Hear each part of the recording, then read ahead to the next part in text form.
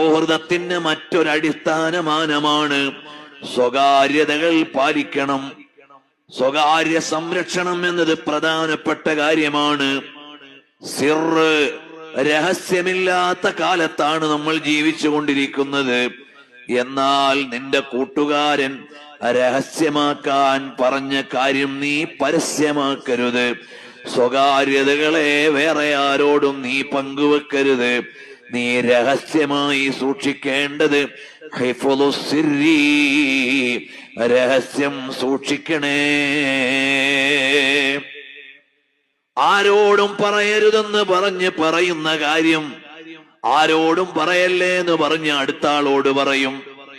ആരോടും പറയല്ലേ എന്ന് പറഞ്ഞ് വീണ്ടും പറയും. അങ്ങനെ രഹസ്യങ്ങളെല്ലാം പരസ്യമാകുന്ന കാലമാണ്. രഹസ്യം രഹസ്യമായി തന്നെ വെക്കണം, പരസ്യപ്പെടുത്താൻ പാടില്ല. അതൊരു അമാനത്തിന്റെ ഭാഗമാണ്.